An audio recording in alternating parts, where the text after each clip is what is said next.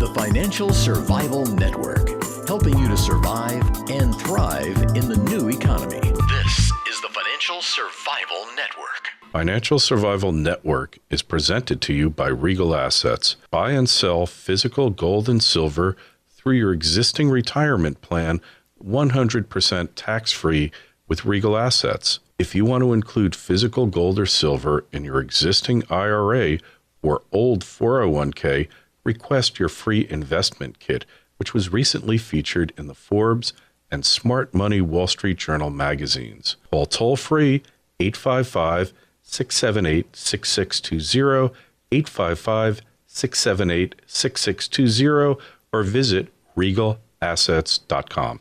It's time to catch up with Diana Zappa. Diana, how you doing? Good, Kerry. How are you today? I'm doing good. I mean, there's so many crazy things going on, and the top of the list has to be this guy, Jess Ventura. He was the governor of Minnesota. He got in there on a fluke. You know, he says a lot of stuff. I don't know whether to believe half of it or not. He said he was a Navy SEAL. There was a dispute about that. He was a wrestler. There's no dispute about that for WWF or E or whatever they are. And, you know, now he's a conspiracy nut wacko, although a lot of these conspiracies, I'm sure, took place, but very difficult to prove. What's your thoughts on this character? Well, I, again, think Jesse has, he's been around. He's certainly been through a number of careers, politician, he's an actor, he's an author, he's a veteran, and you're disputing that at this point, even though it's recorded. But, he's the 38th governor of Minnesota, which is, as you said, he got in on a whim. But at the same time, that's because, he's part of the 2 to 4% crowd out there. The 2 to 4% crowd as opposed to the 96 to 98%? Exactly. So, saying he got in on a whim, I mean, there's only a, specific small number, but in Minnesota, I know they're pretty libertarian up there. They have their own banks. They have a state monetary system there.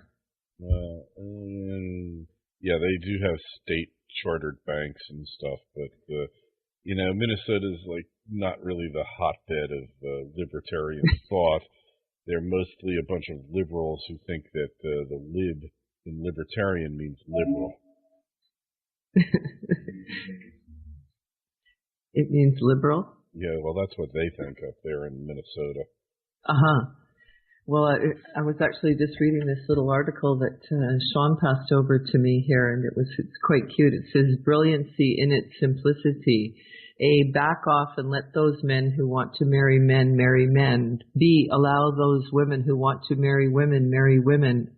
C, allow those folks who want to abort their babies abort their babies. D, in 3 generations there will be no Democrats." I love it when a good plan comes together. Yeah, but, then there's this movie. I don't know if you ever saw it. I think Owen, whatever his name, Wilson was in it, called Idiocracy. Oh, yeah. And basically, what happens is that the intelligent people are too busy working, and they don't breed, but the dumb people are drinking beer, breeding like rabbits, so that soon what happens is that the recessive genes take over, and a couple of people in an army experiment get frozen, and they're totally of average intellect, and then they wake up like 500 years later because they've been forgotten about, but somehow their freezer gets overrun, and they wake up to this world that all people do is drink beer and party, and they're geniuses because they're of average intellect, and the intellect of the human race has deteriorated so much that, they're like looked up to. They're like, people can't believe that, they could be so wise, and, they're like totally average. And I think that's where we're heading now, is this idiocracy that, that it seems like the system is aimed at, reverse Darwinism. Right. Well, I think that could be part of the problem, that's for sure. But, we're getting off on sort of a crazy conversation here. Why don't we bring it in a little bit? Let's go back to Jesse Ventura a little bit. And I think that he has some interesting points. So, I mean, he does bring, one of the things that I'd like to see with people like Jesse is their presentation and their appearance and how they decide that they're going to, produce different, trains of thoughts and such, right? I mean, I have a few other friends, of course, out there in sort of different, I won't say radical, but in areas that are looked upon as not mainstream. And, they always come across as being so different because, first of all, they look different. And then when they're speaking, they're not honing their skills in as, well as possibly could be. So I think there's some presentation features with him that I'd like to see, first of all, change, right? Right. And when you look serious, people take you more serious. Yeah, well, he was dealing with the FEMA camps, and they actually visited a couple of them. FEMA camps, supposedly where they're going to, when the world order breaks down, they're just going to lock people up there, and they're supposedly ready to go. They just need to go ahead, and then they start locking people up. Whether this is true or not, I think there are these detention camps, and I've heard it on pretty good authority that they do exist. But the purpose of them is somewhat cloudy, shall we say. But they definitely exist. There's no question. And they've been used before to house illegal immigrants coming into the U.S. In Florida, there's a couple that are used, and he stopped off at one, and it had a big playground there. And he said, "What's this for? Who are you people?" And they totally stonewalled him. He couldn't get an answer. So he does, he does attempt to illuminate issues that the rest of the media refuses to acknowledge even exist. But sometimes he's so coming out of left field, he's so off the wall that it's really difficult to comprehend what he's saying. Well, he's an extremist in a lot of ways, right? And so, but these are what it's good. This is what it's going to take for people to look at, different ideas. When people, I always think back about the conversation when you were talking when you were doing things in your own town hall, saying things people didn't like, and they were coming out to see you, and it creates a stir and it creates a buzz, right? And it gets people thinking, okay, what is this guy saying? Like, why is he so radical? Why is he, making these points? And I think that this is where it stems from people like him who get out there and say things that is completely non-mainstream. Oh yeah. Well, there's something to be said for upsetting the apple cart, for stirring the pot, and really just trying to get people to wake up. I'm all in favor of it, God knows. And irreverence, for the sake of irreverence, there's something to be said for that. But he's gone so far over the edge a number of times that I think he's lost credibility, rightfully or not. And you have to kind of try to stay in the, I don't want to say mainstream because that's not it, but try to remain relevant and credible. And when he was governor, he was just so off the wall on so many things that I think he lost a lot of credibility. But, whether he's presidential material, well, compared to what we have running this time, maybe he'd be an improvement. Well, again, I think that because he's taking that independent stance, and that's where he's coming from, and that's what he wants to run on, the independent platform.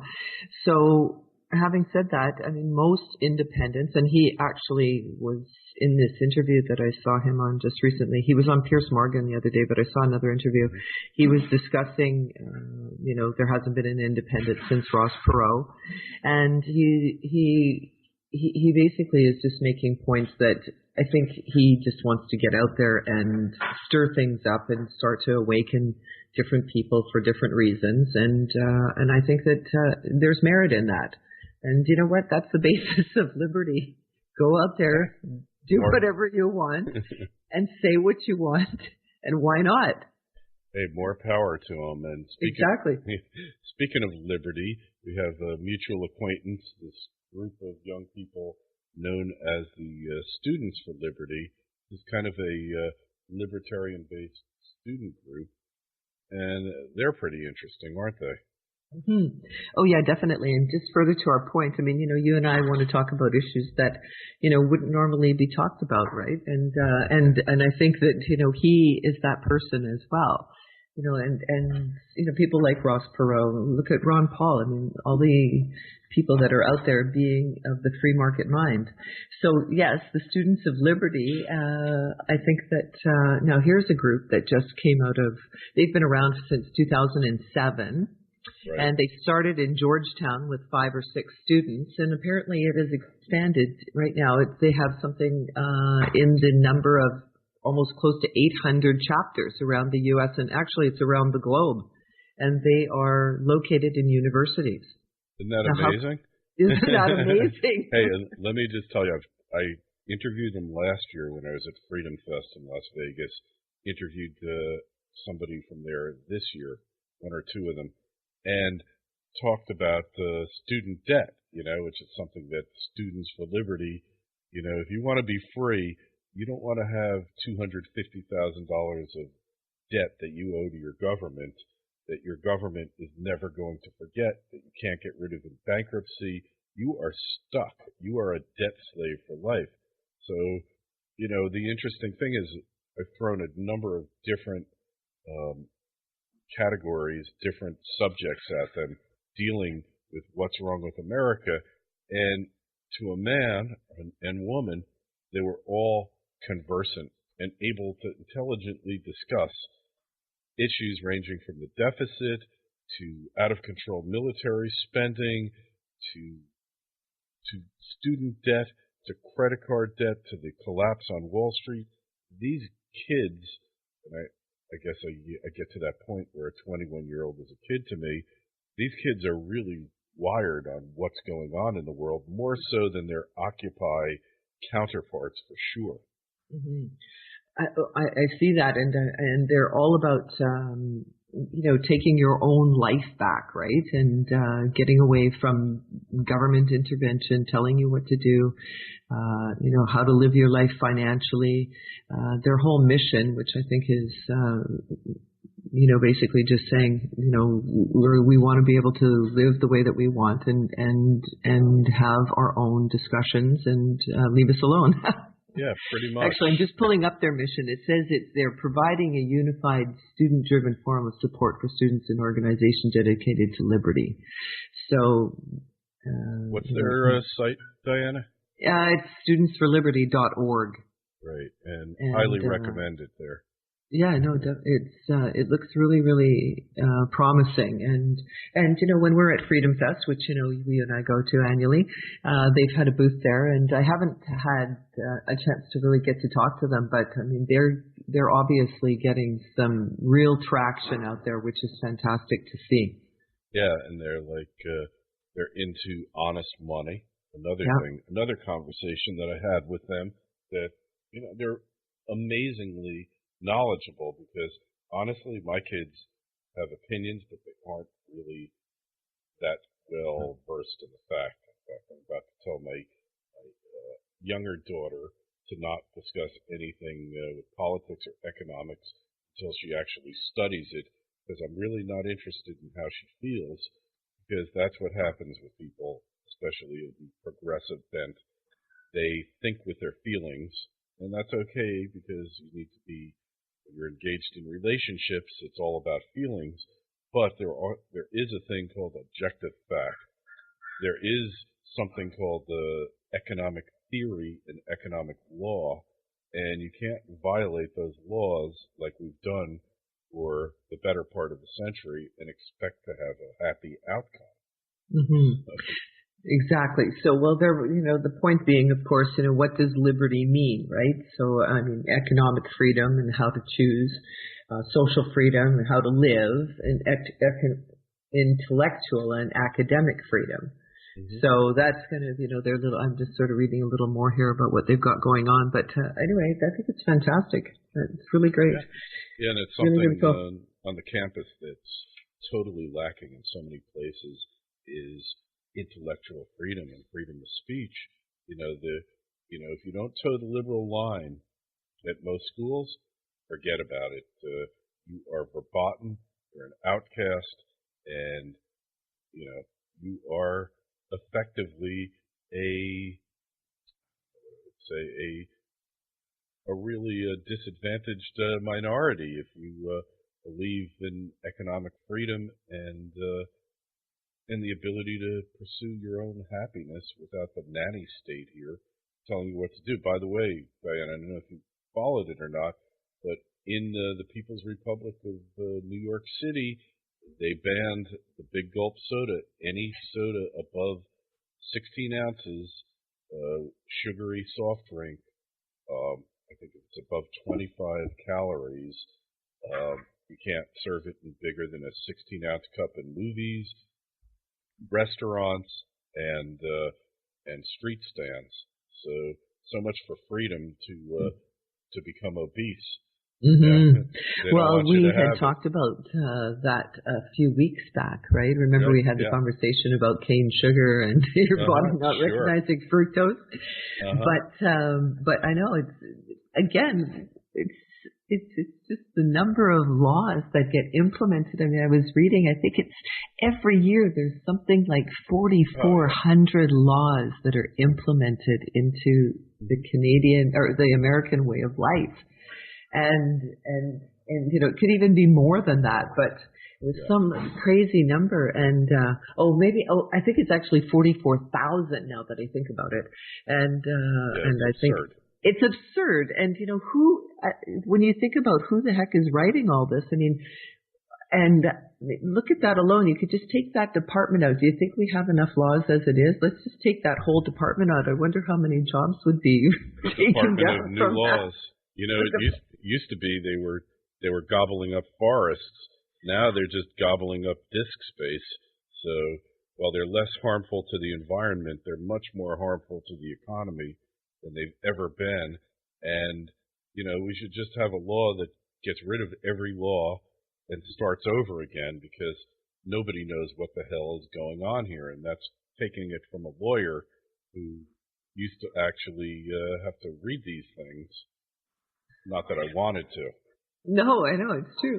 But I mean, let's just be honest here. It says, I think it was Ron Paul who actually identified some of this. But I mean, 40,000 new laws were put on the books for the first day in 2012. Yeah, that's correct. Yeah. 40,000. And so every year, if you can expect that, the soda pop law is just going to be one. I mean, what will be next? I mean, you're going to be told how to tie your shoes pretty soon. Yeah, well, if you don't cross that lace properly, forget it. You're in big trouble. You're in the Army now. Yeah. And actually, that's the point. You're in the Army. Yeah, well, it's totalitarianism, and it's they know better than you, so at least there's some kids out there who are trying to do something about it, roll back the clock, and you should need to justify laws. That whole healthcare law, I want to get into the merits of it, but just the fact that it was 2,000 pages long, and it's not like it's readable, because every clause in it, every paragraph refers to another law that isn't part of that law, and you have to try to figure out what it's talking about. Nobody knows, and then if you break these laws, you could go to jail. Not necessarily the healthcare law, but so many others that you really can't figure out your conduct, how you're expected to act. And that's also what's extremely demoralizing about these laws, is that people are going to jail for violating them, and they're not even aware that they're violating a law. Right. Well, exactly. And that's actually, I think for next week, I'm going to print out a document that shows a bunch of these new laws. We can have a discussion about some of the laws that maybe people are not aware of out there. That would be great. Well, yes, okay, we'll do that. As you know, I'm off to Chicago for Hard Assets Chicago. So we've got to cut it a little bit short this week, Okay. Diana. But hey, I highly recommend people go stock up on food. Go to preparewise.com, put in the discount code LUTZ. You get a good offer from them. And go to my site, order Regal Gold. Start ordering it because right now it's hit kind of a intermediate high of around 1770, but I really don't think that's going to last for much longer. Do you?